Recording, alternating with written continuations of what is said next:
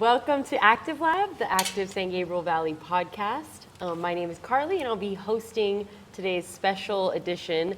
We are interviewing all of our Noche Honorees, and today's episode is dedicated to our 2024 Advocate of the Year. So we're here with Jaisho Yang, who is a longtime resident of the city of Alhambra and current Sustainable SGV Program Manager at APIFM, Asian Pacific Islander Forward Movement, a local nonprofit organization that is addressing health and environmental justice issues within the API community. So congratulations, first and foremost. Advocate of the Year is a very prestigious honor. And thank you for joining us on our podcast. You've been on before. Yes. But this one is really about just celebrating your efforts. Well, the last one was too, probably, but more technical. Technical, yes, definitely. Yeah, thank you so much for having me. I'm extremely honored to have the award. You've been working in the SGV for many years, and so how did you get started? Yeah, absolutely. I got started when I joined API Forward Movement. I was focused on trying to serve the community I was living in, Alhambra. For me, I had worked in other spaces in downtown LA, doing public affairs work, trying to figure out how ways we can reach, especially API communities in political spaces. I wanted to figure out how I could serve my own city and also focus on grassroots organizing that I see as an issue in the region. Once I joined APIFM, I really learned about food insecurity, housing insecurity, how transportation is just abysmal sometimes for some of our residents in Alhambra. Yep, I totally relate. And we actually, my team specifically works with some of your team at the produce distributions in Chinatown. That's right. So that's very fun. But okay, much of your work is focused on local government policy and decision making in the transportation arena. And how did you land? I know you kind of talked about just kind of noticing what was going on in your community, but how did you really land on that type of work specifically? Yeah, transportation's always been close to my heart. It's been something I've been working on for quite some time. What really brought attention to it for me was when I got hit by a car trying to cross a crosswalk during college. I was basically out for just a couple weeks. My bike got pretty much wrecked, so I had to find another bike as well. And it really brought to me the attention that pedestrian safety is such a big concern for many of our communities. Alhambra, we're the second worst for seniors over the age of 65 for pedestrians. We have, unfortunately, many fatalities for many of our seniors. Oh, wow. And unfortunately, the same case in the city of Monterey Park, where I was working on trying to figure out ways we could do safe streets there as well. Wow, okay. Yeah, it's pretty unfortunate that you had to have that happen to you, but definitely will open your eyes to what is needed and how dangerous it is. I mean, I biked here and I was on high alert, so. Absolutely. Unfortunately, the city of Alhambra has no bike lanes as of today. Monterey Park, I believe, has one, but there certainly is not a connected network. And the unfortunate case is that many of our bike lanes end in the city. There's one in Los Angeles, there's one in South Pasadena, and a few of our other neighboring cities, but it just seems like it's a black hole just into our city, which I think is a disappointment. And I would love to see how we can support those who choose to bike to be able to do it safely, because some people don't have a choice. Exactly, yeah. So a big problem with transportation projects is that it can take a long time, years, sometimes decades to be implemented. Yeah. So it makes it a little bit hard for members of the public to kind of stay engaged. How do you how has your advocacy work made this process more accessible for members of the public to participate? Unfortunately, for some cities, a lot of these plans and trying to get feedback is relatively inaccessible, as you mentioned. Things are often not translated into Spanish, Chinese. Sometimes they hold it during work hours, or they're not trying to reach out to communities that need it the most, especially limited low-income residents who don't really have time, especially if they're juggling between 2 or 3 jobs. Mm-hmm. And keep in mind, city of Alhambra, the average income is about $36,000. A third of our residents are considered considered under the federal poverty line. So a lot of them aren't able to buy a car. They either have to take the bus or take the bike. So for me, I want to make sure that we're reaching out to many of the residents that are in those situations. And if they can't come to our meetings, how can we figure out ways to advocate for them and chat with them?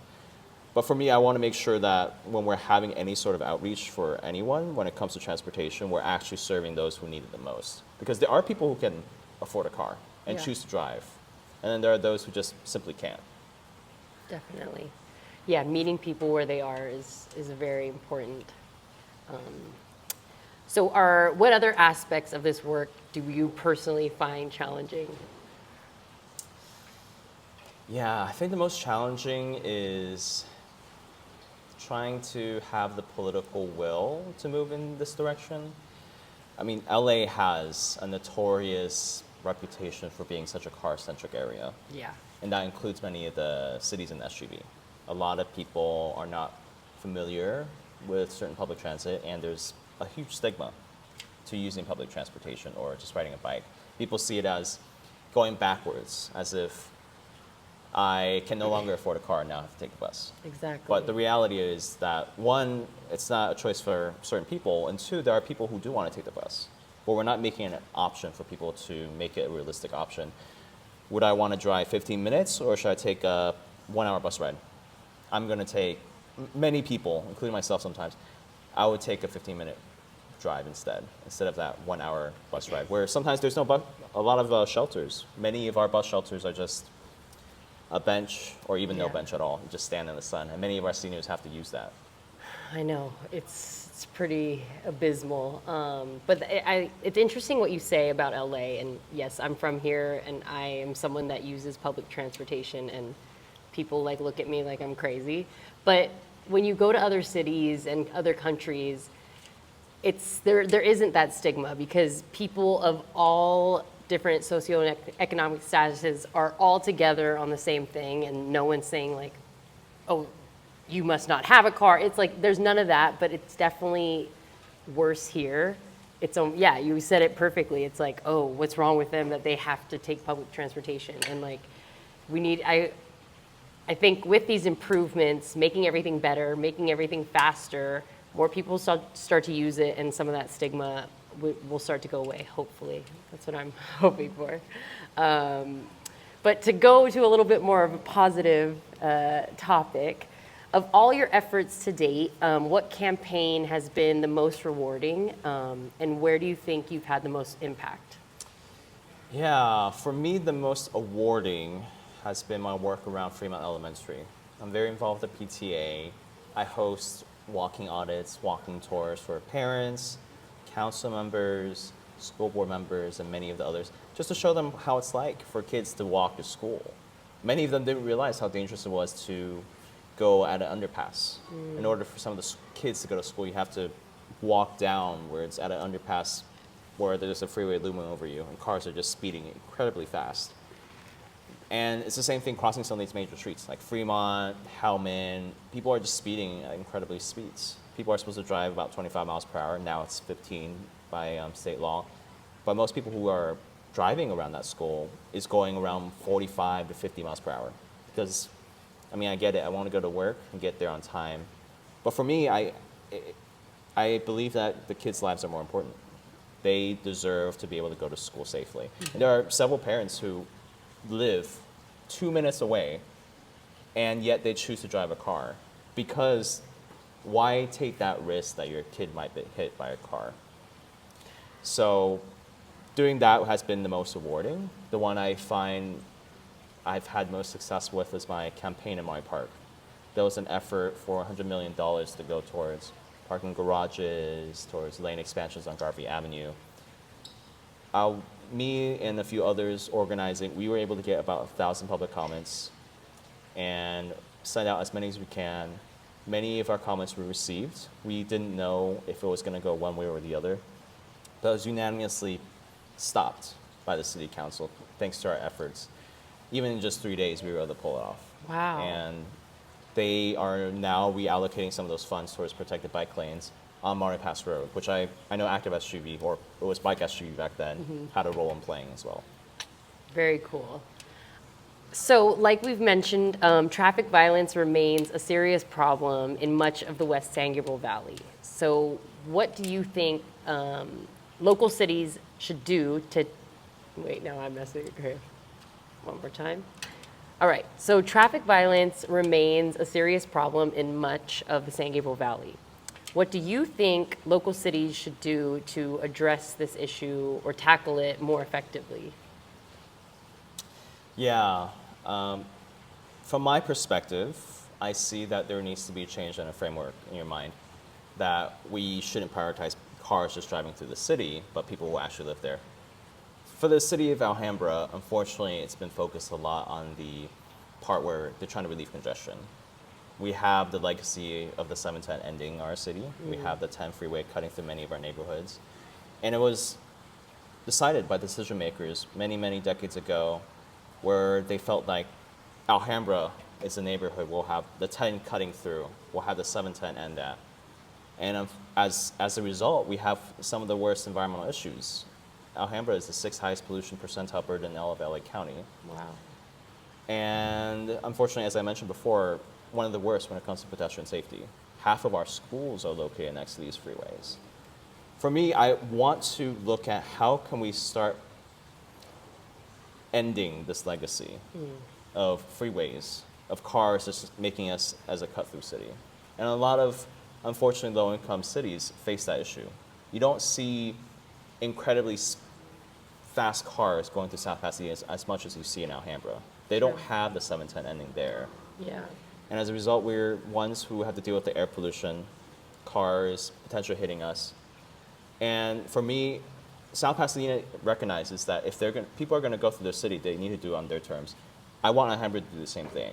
If they're going to cut through our city, through these freeways or our local roads, I want to make sure it's done on our terms as residents and that it's prioritizing the safety of kids walking to school or people just trying to enjoy the park. Totally agree. I like that. So in addition to all the advocacy you're doing for sustainable transportation investments, are there other issues that you're currently working on or you hope to work on soon? For me, I'm really focused on making sure that we have language access for all residents. Half of our city is actually foreign-born, and a third of them are considered limited English proficient. If we're only engaged in English, it means that we're not including a third of our residents, which I think is a huge disservice. Because many of those residents are wanting to be engaged, but it feels that they're disenfranchised to some extent because, one, they don't even know what's going on, and two, it's not translated into materials where they can understand what they're looking at. If we want to bridge that gap to make sure that we're reaching out to a third of those residents, we have to make sure things are translated in Spanish, Chinese, Vietnamese. There's already a certain level of distrust towards governments to some extent for immigrant communities. If we want to break down that barrier, we need to make sure that things are interpreted, it's more welcoming, and also culturally relevant. Because it's still, despite the fact that Alhambra being an immigrant city and some of these other SUV cities being an immigrant city, they do still see local government as something that's extremely foreign to them, something that's not accessible for them. And even in other cities, there's some level of interpretation. Like Arcadia has a lot of materials translated in Chinese and allow Chinese residents to be able to speak up. I would love to see the same thing in the city of Alhambra. I've seen that issue in several of the SGV cities, but Alhambra is one of those cities where I really would love to make sure that happens because many of our residents are not proficient in English. Yeah, that's super important. I hope you're able to achieve that. It seems like such a bare minimum thing that cities should be doing. Yeah. So. Okay, so last question is one we like to ask all of our guests. If you had a day to show a friend who's not from the SGV around, what would you do? Oh, all of SGV or just my city? Let's maybe we'll focus on Alhambra. Alhambra? Oh man, okay. Let me think. I feel like I would definitely take them to some of these great local businesses. Yeah, I've had a few friends who visit out of state, and I really think about how can I show them around in my city and SGV broadly. I like to show them some of my favorite restaurants. I love Forever. It's on Garfield and Hellman. Okay. It's opened by this second generation Vietnamese American who was pretty much continuing her legacy from her parents when they started another restaurant that's also called Forever. She made it into her own type of restaurant with amazing millennial music that she always plays, great drinks, great food. I also love Sichuan Impression. Yeah. Jonathan Gold was a huge fan. Actually, Adam Conover from Adam Ruins Everything said that's his favorite restaurant too. And Oh, the wow. Alhambra one, not the West Side one. Okay. But yeah, he's a huge fan. I love that place. I love spicy Chinese food. The bullfish is great. And my friends, every time I take them out there, they love it. In terms of local attractions, I would love to see more family-friendly things that can be around in the city, or third spaces where people can hang out. But I do highly appreciate efforts by small businesses like Nucleus. It's it's the On art Main, gallery right? Yeah. on Main Street. The owner is incredibly nice, and he cares a lot about the community. He wants to have a third space, and I could tell that he wants to make sure that community members can enjoy his gallery. So he often keeps tickets for any events, very low cost, like $10, or even sometimes it's free. He brings in these incredible artists and tries to support any SGV artists as well. Yeah, I'm trying to think, what else would I show? I mean, downtown Alhambra is already pretty great. Yeah. So much to do. So much to do. But I would love to have some sort of third space where students can go study, work, or people can socialize and hang out. I know Aloha Food Factory, they're also great. They're also trying to make that space into a third space too. Oh, very cool. Yeah. And it's just great to see also a PI restaurant trying to support their community too. They Yeah. often bring snacks, food, things from Hawaii and some of these other Yeah, places I love too. that place too. Yeah. Well, you shouted out some great spots, and I totally actually have been thinking a lot about this, like the lack of places for recreation for like especially young kids, but kind of everyone. Like when I was growing up, I grew up in South San Gabriel, and we used to have the roller rink in San Gabriel. We would go there like every weekend, and then there was a bowling alley right across the street, and we would be there, and everything was cheaper, so it was easier to do all these activities. But I feel like they've gotten rid of like so many of these places, and there is a need for, I mean, it would be even better if there were free spaces where people can come and there's a variety of activities for all ages. And yeah, I feel like our generation and younger are like really noticing the need for that. And so I have a feeling that these places are on the rise, and I'm excited for that. Yeah, definitely. Yeah. I noticed that there aren't many spaces for people who want to, a lot of young folks who want to hang out past like 7, 8 p.m. That's a lot true. of places close by then. So I'm glad that there's like, it's not in Alhambra, but there's this place called Bobaful. Oh, where's that? It's in Monterey Park. Yeah. Yeah. Okay. It's located inside a hotel, the Courtyard in Marriott.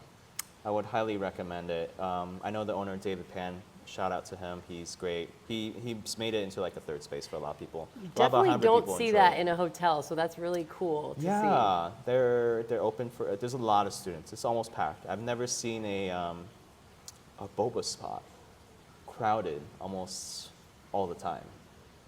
So That's I'm great. extremely impressed with the work that David's done, and I'm really glad he's made it in like a very nice environment for people to play games, study. I often come here to play games too with my friends.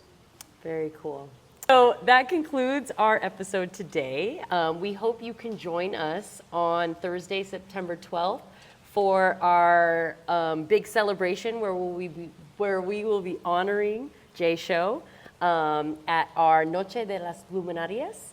And we're going to be honoring a bunch of other folks from the SGV community. There's going to be great food, entertainment, and it's just going to be a great night of celebrating our community. And it's going to be at the San Gabriel Mission Grapevine Arbor Room. Tickets can be purchased on activesgv.org. And yeah, thank you for tuning in. We will see you very soon. Don't forget to like, subscribe, comment, share. Bye. Bye.